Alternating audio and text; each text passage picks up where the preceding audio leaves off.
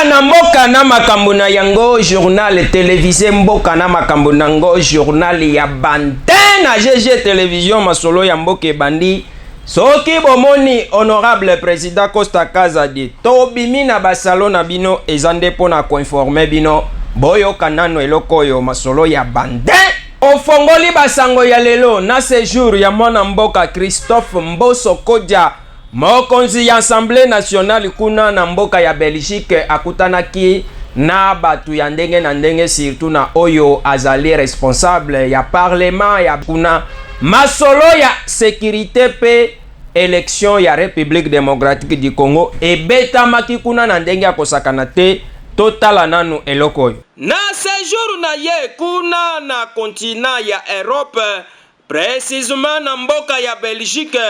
Le président de l'Assemblée nationale, Christophe Mboso Kodja, ayambamaki na homologue na ye, Rachid Madrine, oyazali président ya parlement, ya région ya Bruxelles kuna na Belgique. Na masolo na bango kuna, babetaki lisolo na question ya sécurité, ya Est ya République démocratique du Congo, mwana mboka Mboso Kodja Christophe azongelaki lisusu question ya volonté ya mokonzi ya mboka Félix Antoine Tshilombo Tshisekedi bakisela ye beton na oyo nyonso asali lokola effort pona kotia kimia efuluka kuna na parti Est ya République démocratique du Congo. Kaka na koloba na ye Mboso Kodja mokonzi ya Assemblée nationale abakisi lisusu question ya maponami oyo ezali kobongisama awa na République démocratique du Congo na 2023 oyo abosanite kolakisa effort oyo l'État congolais azali kofournir pe importance apesi na bokokisami ya maponami oyo na délai constitutionnel malgré tozana difficulté ya insécurité na Est ya République démocratique du Congo. Mboso Kodja atikali kimia te apresentaki République démocratique du Congo na ba concert ya nation lokola pays démocratique pe oyo ezali ko respecter ba valeur ya population pe ya mboka.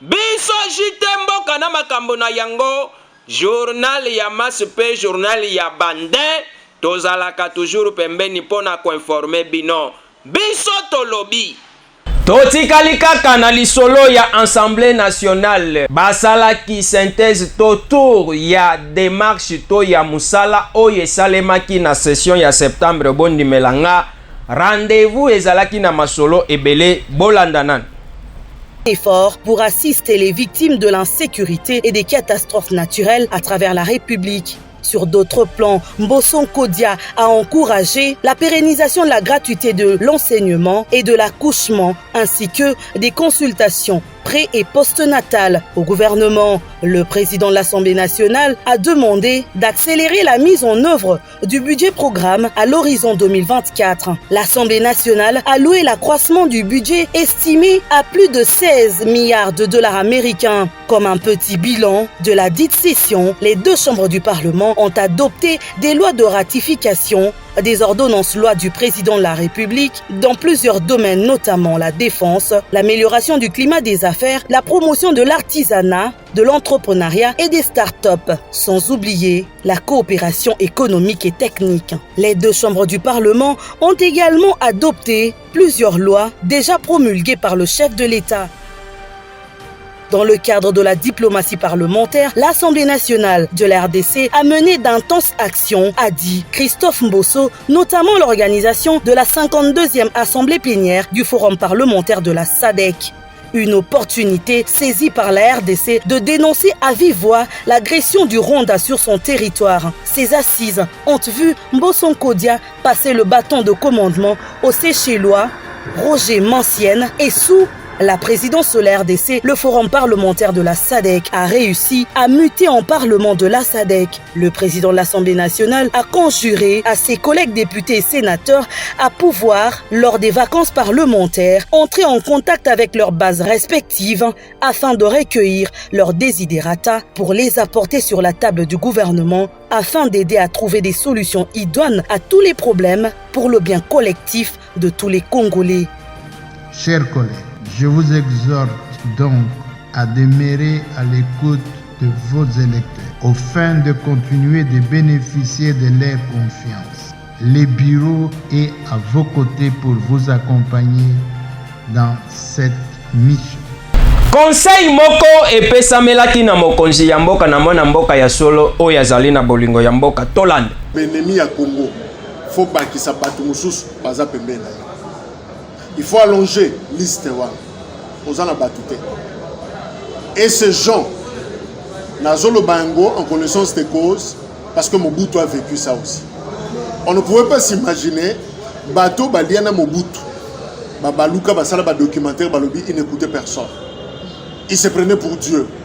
Abane comme sur Sogina. Aucun moité. Sogozana bon mot. Tu verras un documentaire sur Félix Tshisekedi. Mais ma personne les ressources au bako interviewer na documentaire wana. Au moins na bilongi kak. Soit conseiller spécial, soit conseiller principal, soit conseiller Soginani. Bako kaka batu kaka pembe na yowa. Aucun moité. Parce que comment batu bako ko soit courage. Semble-t-il aux bango pour bachayo mabo pour bosser les lots, mais ils t'ont aidé à échouer où la province de Yomo Kassai Baliembo. Non, seule déception ne suffit pas. La déception, le terme est petit. On a décrit humeur, attitude de Sengelos à la par rapport à dossier haut. Les gens doivent répondre et sévèrement même. Les gens doivent répondre sévèrement. Comment Bagogo Liambo on a une année électorale? C'est que l'échec est Moussikate. Ceux qui voudront ton échec, Bagogo n'a jamais d'opposition. C'est que Bato Bazo Bundisa régime Nayo, Baza tout autour Nayo. Mobutu est allé seul. Akoufa Yemoko. Batuno Sobatikali. Monsieur Sousana Bamotina Union Sacré Bazali. Moi je pense que monsieur le président, il faut qu'il aille plus loin. Plus loin, plus loin, plus loin. Les jeunes vont poser une question. Comment les gens ne respectent pas l'autorité? Comment les gens ne respectent pas cette institution? Oh, yoza ko animé. Blague en gozo utawapi. Maseki en gozo utawapi. Totikali kaka na politique. Parti ensemble ya mwana mboka Moïse Katumbi pe basalaki point de presse na bango. Bolandana no reportage oyo. Bokaboni ensemble pour la République na Union Sacrée, adoption ya projet société ya ensemble pour la République, bondimami ya candidature ya Moïse Katumbi na maponami ya mokonzi ya mboka, pe kondima ko participer na maponami ya 2023, ezali mikano ya mutuya ezomaki na convention nationale ya ensemble pour la République na makita ya le 19 kino le 22 décembre 2022 na Lubumbashi. Secrétaire général ya ensemble pour la République honorable Dieudonné Bolingetenge Bolia nde akundoli yango huta siège ensemble na commune ya Kintambo mercredi o liboso ya bapanzi sango na koyoka numéro 2 ya lingoma politique ya Moïse Katumbi Chapwe na bokoti na bango na Union Sacrée bayaki na cahier de charge pona kokotisa mbongo na to ba réforme ya ntina pona kotelemisa mboka kasi yoka makite. Honorable Dieudonné Bolingetenge apesi longoni na ba membre ya Mbula Matadi oyo balandi nzela ya leader na bango Moïse Katumbi kasi na ba balandi te atalisi ete bazali na ensemble te. Donc nous avons laissé libre choix et aux chefs des institutions et à nos membres qui étaient dedans. Mais nous constatons que lorsque le président de la République les a réunis, certains ont dit moi je reste avec vous, d'autres ont dit moi je suis la voie tracée par mon parti politique. Donc ceux qui sont restés ne font plus partie d'ensemble pour la République.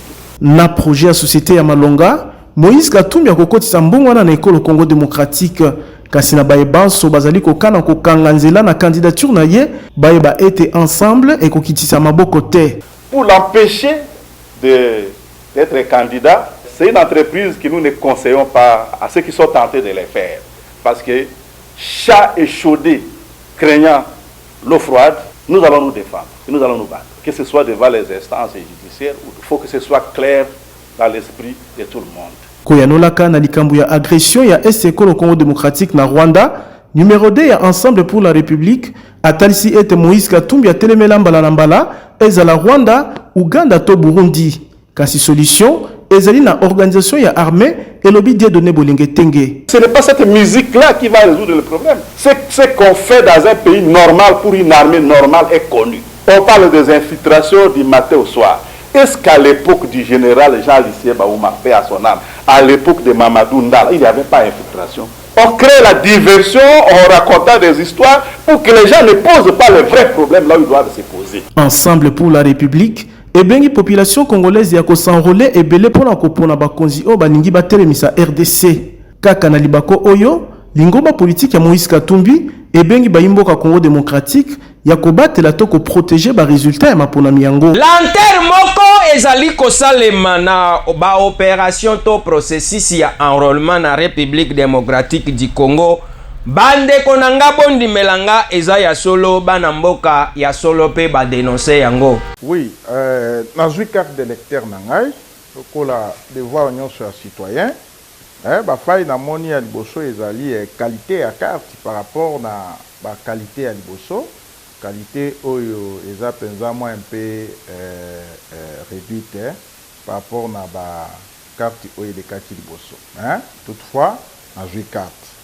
Alors, il y a mi balé natalité na centre oyo ngana uti kozwela pe na ba centre mususu na mekaki kolandela pe ko observer na moni que nombre ya population oyo bazo sala demande ya carte et par rapport na ba carte bazozwa et belé bazozwa te chaque jour bazoya tantôt batiki ba kombo jour moko 2 jours elandi. Et moi l'enterre wana nde tozo banga makasi. Na pesi exemple na centre na uti kozwa. Ma quartier Mazamba eza quartier munene. Malgré ba centre eza quartier Mazamba, mais na se avenue wana, place batu baza population eza sous ebelé. Mais na moni jusqu'aujourd'hui, il n'y a que 1627 nde bazwi carte. Alors, déjà nazo banga trop que le 23 koki kokoma mais bato belé bazana na carte na maboko te. Bon prolongation ba ko sala toujours ebate parce que ceux qui seigneur sali prolongation il y a une semaine, 2 semaines, même un mois, j'en doute que to ko arriver na Ninwana. Et tant on a autambola plus na Mongafula.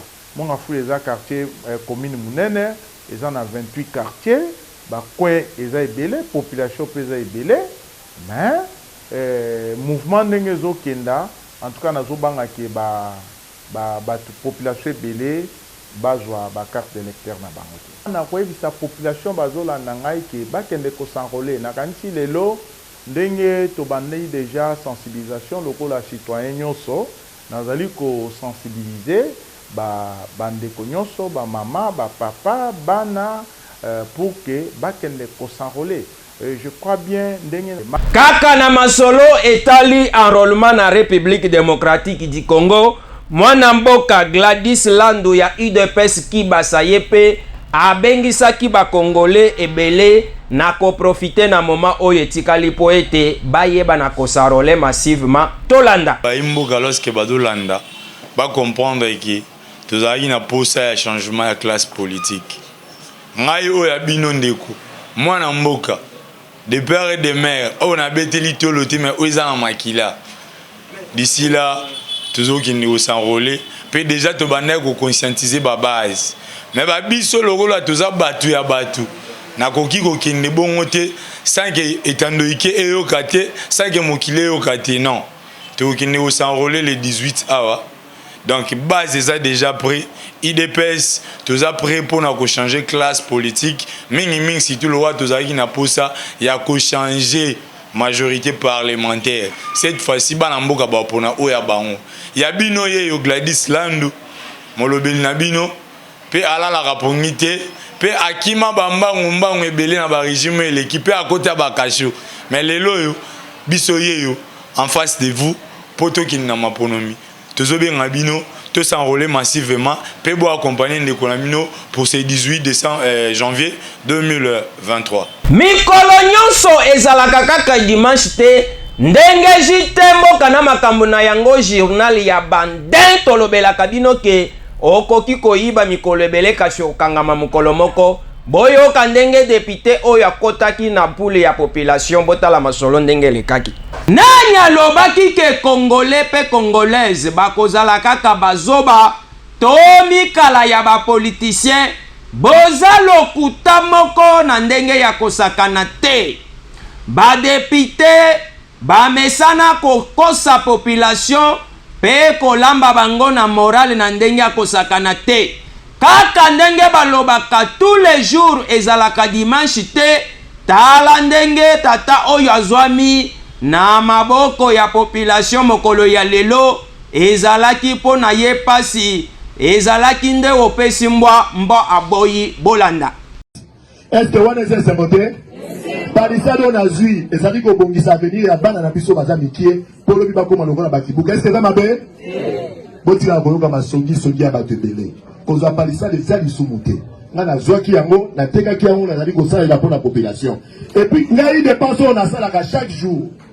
Et vous avez un bon moment dans le Parlement. Dans le Parlement, il y a un député qui a 21 000 $. Ils ont un quota. Il y a un bon moment entre 18 000 et 17 000 et quelques 18 000 $. Et ça, c'est un solo. Et ça, c'est un solo.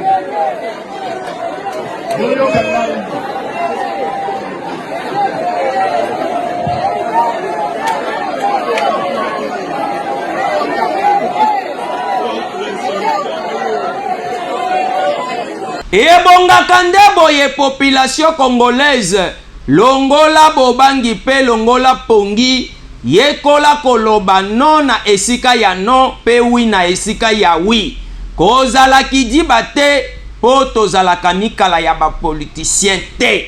Eyokani toyebisaka bino ke espace pe esika eza moko ya kolekisa bakomunike ba reportage pe ba biloko malamu po ete mokili bayoka bino jite mboka na makambo na yango tozweli bino lisolo oya mwana oya bungaki soki obungisaki mwana ozoluka ye kokanisa te ke akufi azali landa nanu.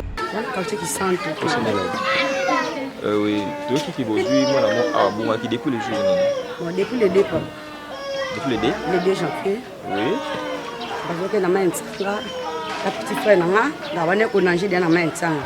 Au petit frère nanga tanga moni azui. Ba tu ofine ndo ki le petit frère nanga bitando kité. Apena mwana azui c'est la bois qui les 3 fois.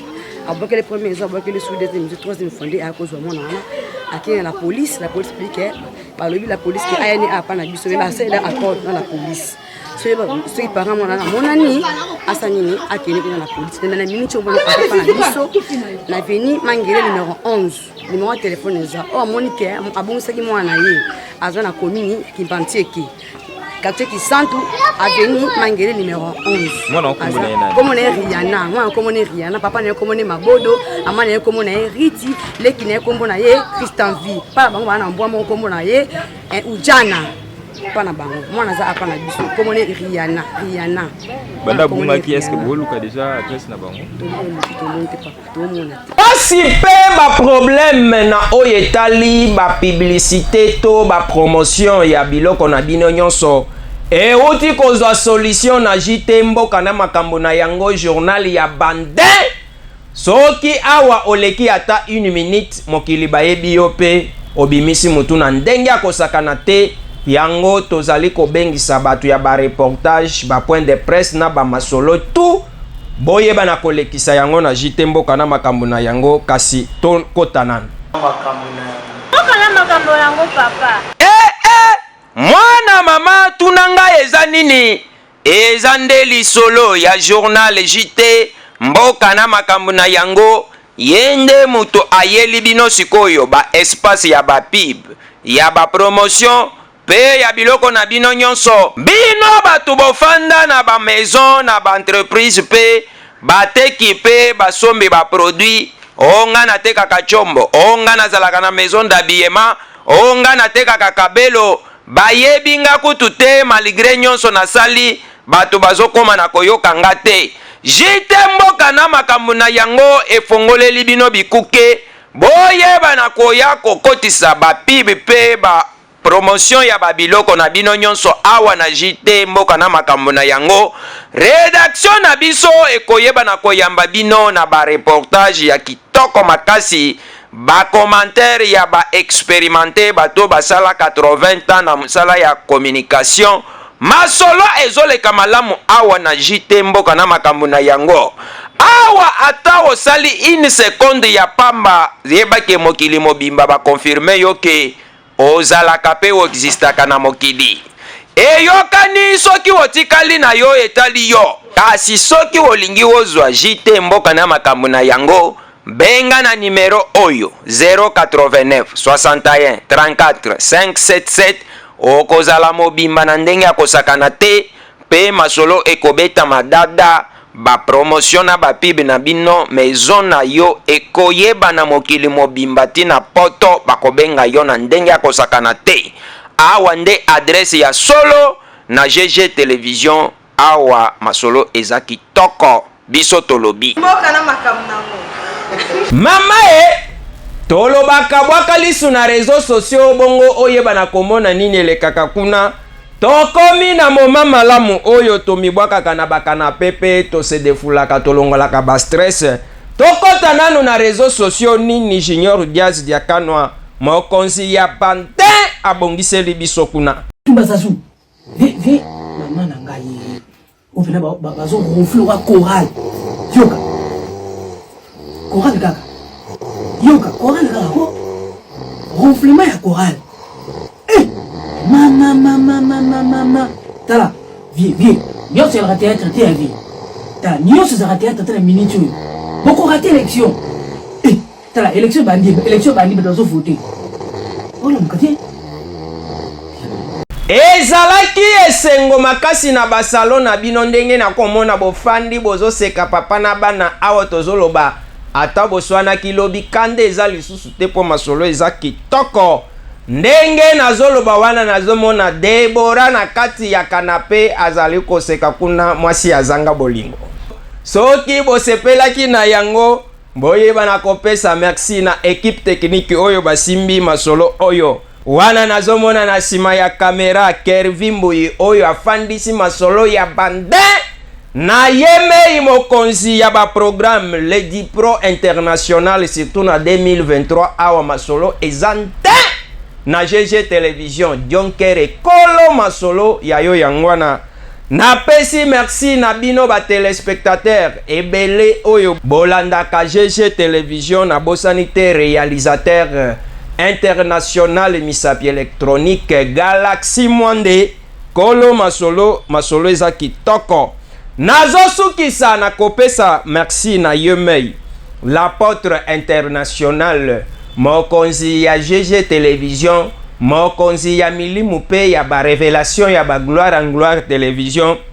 Ephraim Dieudonné alanga bisika azali kolanda biso masolo na yo na GG Television awa ezali nde tosuki awa na kanisi soki otikali okangami na GG Television te na yebite soki bilenge to makambo ya boyokozo ngo lisusu wapi.